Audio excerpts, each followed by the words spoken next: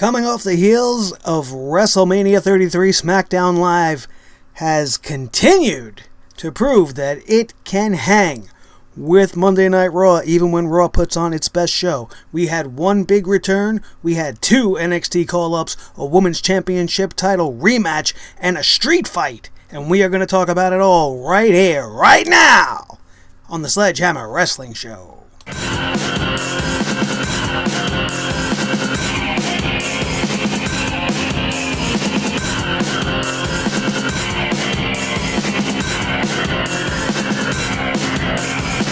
Sledgehammer Wrestling Show.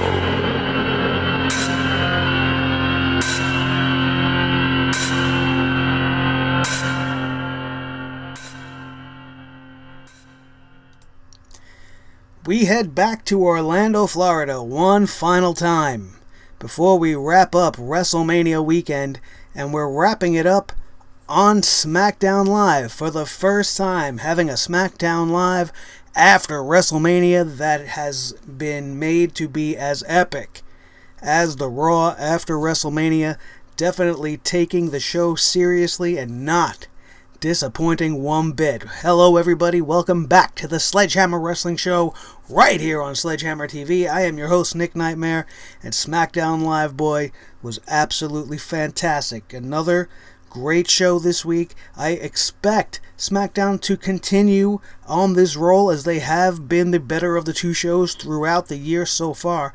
However, this superstar shakeup is absolutely terrifying me. I don't know if they're just going to go with all the rumored moves that we've been talking about here on this channel and on every channel across YouTube, talking about Roman Reigns and Enzo and Cass and all these names that were actually mentioned tonight here and there. I don't want to really see anything shaken up that much. I don't want AJ Styles to end up on Raw. I don't want Samoa Joe to stay on Raw. I'd rather him be moved to SmackDown. But it's going to be a very interesting week next week, and we will see if the WWE can continue to deliver quality television as they have now for the last two nights. Both of these nights effectively being way better than WrestleMania as far as the show is concerned. The big story coming out of WrestleMania being the retirement of The Undertaker, making it a historic WrestleMania, although the card was pretty much just, but we're not going to dwell too much on WrestleMania. If you want to know what I have to think about that, make sure you check that review right here on the channel, and also take today's poll. The poll question being, do you think the WWE is going in the right direction by shaking things up? Let me know what you think up there. Leave a comment down below. Don't forget to hit that like button, and if you have not already, hit that subscribe button. Come join the family and help us grow right here on Sledgehammer TV. Very, very big week in pro wrestling. I hope that you guys stick around and join us and continue to watch all the coverage all week long, as every single news story that's coming out is going to be covered right here on the Sledgehammer Wrestling Show. Let's get to SmackDown as it kicked off with the new World Heavyweight Champion Randy Orton coming out, cutting his basic, boring good guy promo. Sorry, you guys. I hate Randy Orton as a babyface champion. Just wasn't coming off well already. But Bray Wyatt interrupts and was very intense and told Randy Orton that they have only just begun. And Bray Wyatt then told Randy he has his rematch, and he will have this rematch.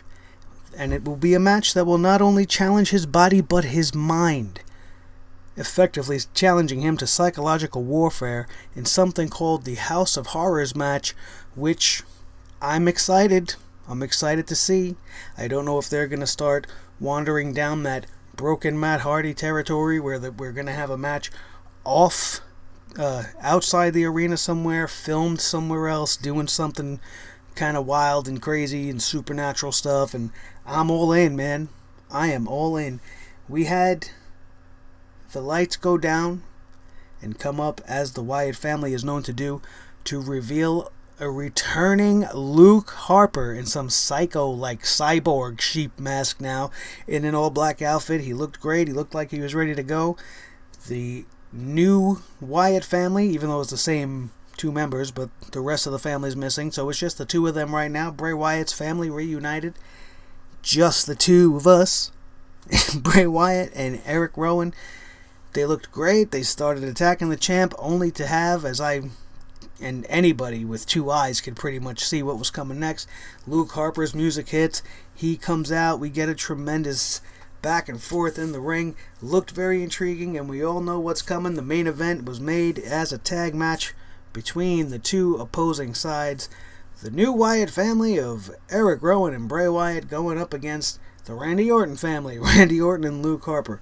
Essentially making the main event do exactly what the Raw main event did, because, Luke Harper has a lot against Randy Orton. He took everything from him. He infiltrated his family and he destroyed them from within.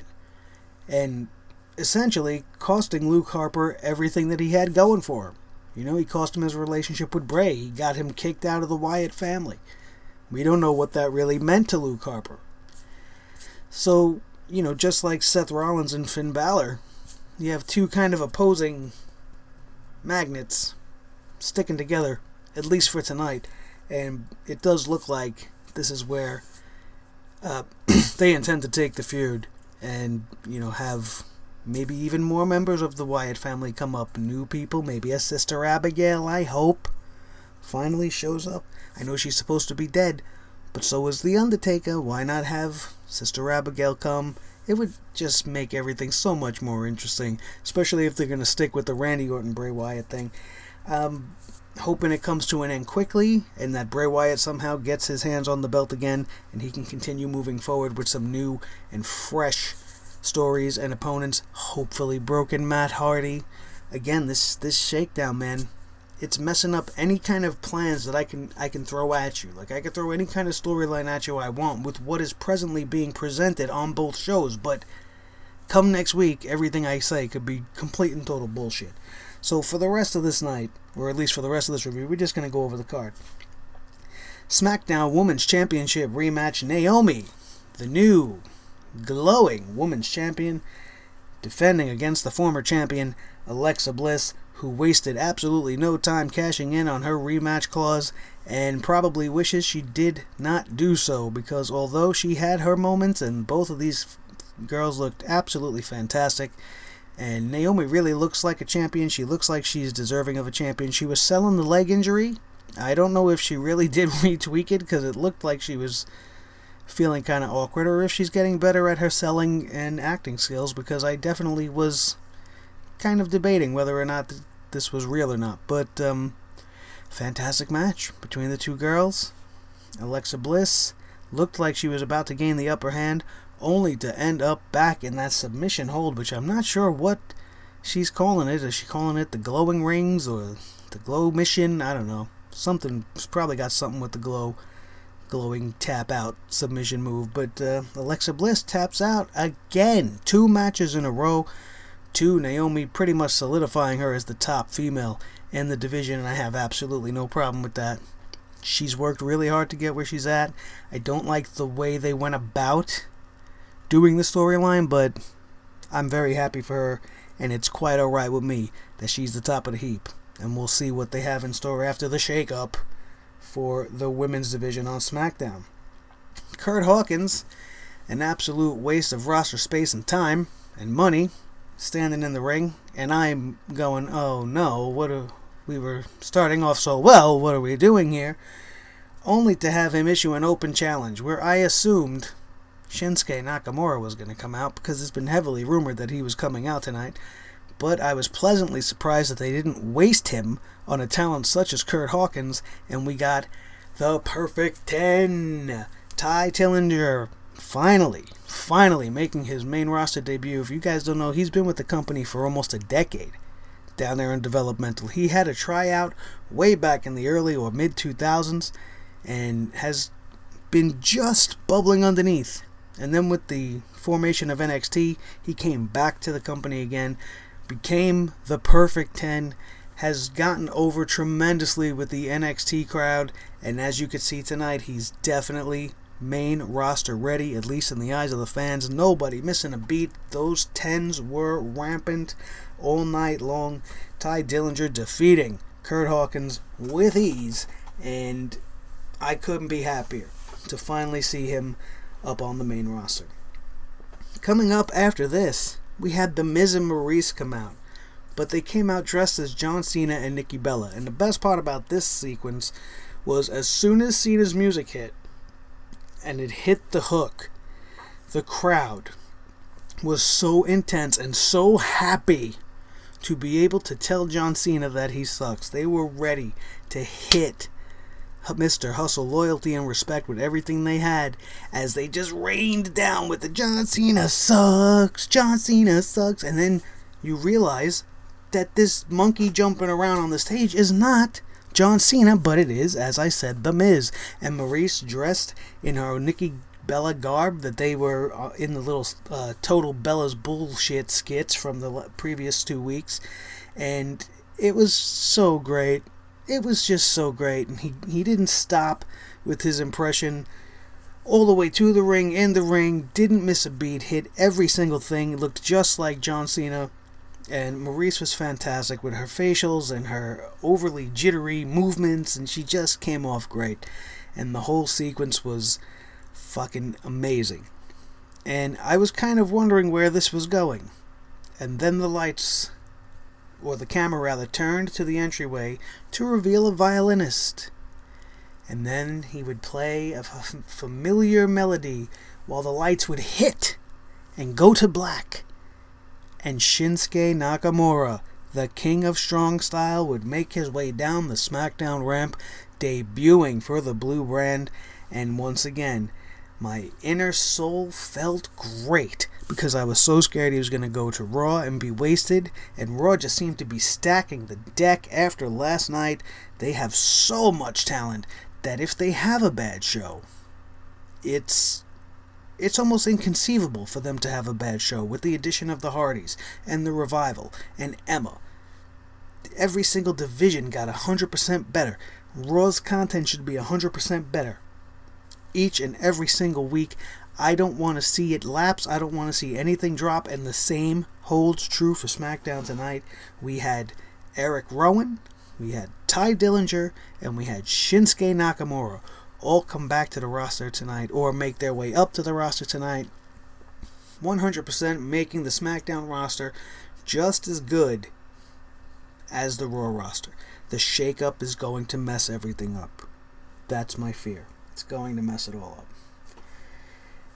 After Shinsuke Nakamura came out just to do his little dance, the Miz and Maurice ran away, and then Shinsuke Nakamura left.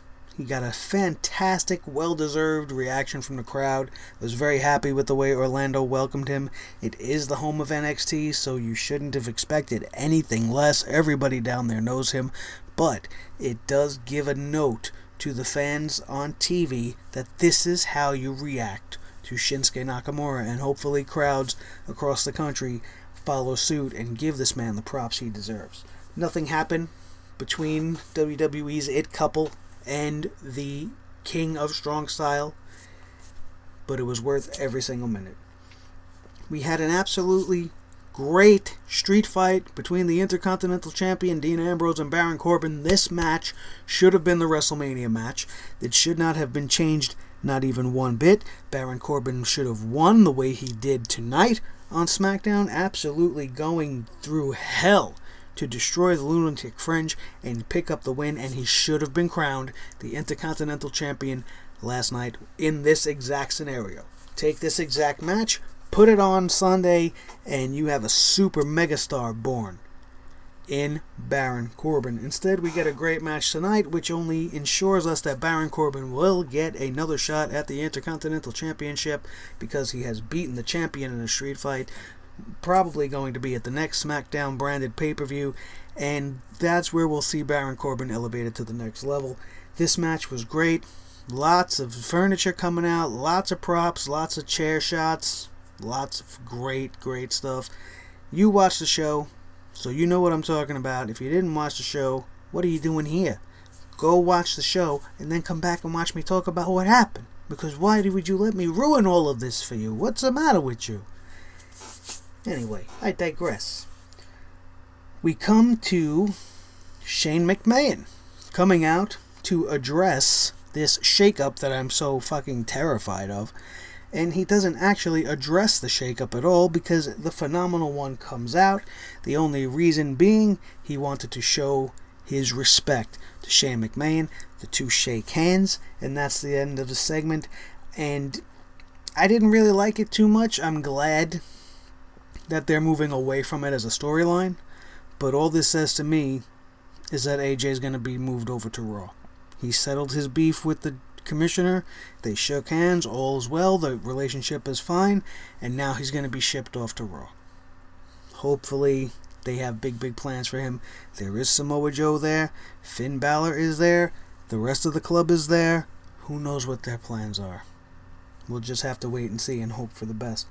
This segment went on a little long, but AJ Styles deserves all the TV time in the world. And then finally, the main event, Randy Orton and Luke Harper versus Bray Wyatt and Eric Rowan. As we talked about at the top, this was a good match. This was a good match. We saw Luke Harper and Eric Rowan going head-to-head again like they did many years ago, but these guys have gotten so much better.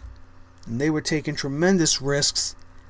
Luke Harper at one point doing a tope suicida through the top and middle rope, attacking Eric Rowan, sending him into the announcer's table. A lot of physicality going on, but in the end, the champ and his new hairy buddy Luke Harper get the win over Bray Wyatt and Eric Rowan after Bray Wyatt was getting his ass beat. Looked like he was going to take the pin, but then the lights go out. Boom, to the darkness. We didn't get any cool little cockroaches or worms or anything like we did at WrestleMania. But when the lights would go back on, Bray Wyatt was sitting in the middle of the ramp, and Eric Rowan was in the ring. Made it look like they were going to get the advantage, only for him to get hit with the RKO out of nowhere. 1, 2, 3. Bray Wyatt hysterical laughing at this whole scenario. He thought this was fucking hysterical. He's on the ramp laughing like a psycho madman, even though his boy and his team just took the loss from Randy Orton. We go off the air, Randy in one corner, Luke Harper in the other, celebrating their win. Very awkward, very weird to see, but very different. Very great show, and I can't stress to you guys how afraid I am of the moves they're going to make next week on this shake-up show. Superstar shake-up. It's time to shake things up around here. The chairman is out of his mind. And he's 70 years old. His ideas are antiquated. And I'm afraid. I'm afraid he's going to take Roman and put him from the red brand to the blue brand and just start over. Like none of this Undertaker stuff happened and say, here's our good guy that's going to replace Cena. And to have Roman Reigns and Shinsuke on the same show, you're never going to get them going one-on-one without Roman Reigns coming on top. And that sounded absolutely disgusting. And it's not at all how I meant it. You know how I meant it. So stop it, you filthy fucking animals. Alright? And that was your SmackDown. Talking Smack was pretty good. I didn't watch 205 live yet, but I will, because I want to see Neville's celebration. I'll probably check that out sometime tomorrow when I get home from work. And the only thing of note, really, that I enjoyed on Talking Smack was at the very end when the Usos came out and confronted Shane McMahon and was like, yo, Us, what's up, bro? WrestleMania, we didn't get to defend the title. Every title was defended in the company except Team Blue. What's up with that, Us? We supposed to be bros, Us. And they said Us about 9,000 times, which was a little bit annoying. But their point was valid. We're on the first show after WrestleMania. You don't have even a tag team match on the card that features actual tag teams. What's up, Us? What's up, Us? It's all love. That's what they kept saying. It's all love. We ain't here to fight with you like AJ. It's all love, Us. But come on, man, damn. Then that made me laugh. It's like, listen, you want us to just sit back and chill? We could do that too. Collect that easy money. We do that. But we're getting tired of holding these things. You've had them for like 2 weeks. Oos. Take it easy. Alright? Enjoy your time with your little blue and silver belt. Because Enzo and Cass are coming. And they had 0 success on Raw. They're going to win it on SmackDown. You mark my fucking words. If they end up moving to the blue brand in the shake-up this week, it's only to give Enzo and Cass those damn titles and finally get these guys on the winning track and back to what they used to be in NXT. And I can't wait to see that. It's gonna be fantastic. How great would it be, though, if the Revival ended up getting shifted over? It would suck for the Raw Tag Division, but you got American Alpha, the Usos, the Revival. Please, just those 3 alone. I would watch them wrestle for at least 3 months before I started complaining about it getting old and stale. So you got room to wiggle. But we'll see what they do. As I said, that was the best part of Talking Smack. They just totally confronted Shane. Shane's like, you know what? I can see you're hungry. I see you guys want to defend your belts next week. If you're still here after the shakeup and American Alpha's still here after the shakeup, you'll defend your belts against the American Alpha. They were like, really, bro? Come on, like, we've been there, done that already. He's like, but you know what? Fine. And that was the end of that. And that was all you need to know for the Tuesday Night Blue Report on SmackDown Live. Thank you guys so much for being with us tonight. Don't forget to check out the audio podcast, like I ask you guys every single time. Available on iTunes, Stitcher Radio, and Podbean. Don't forget to hit that thumbs up. Subscribe if you haven't done so already. I am Nick Nightmare. This is Blue the Snowball Microphone. Let's hope to God they keep this streak going and that wrestling turns the corner and becomes great again. Thank you so much. Have a great night, and I am out of here.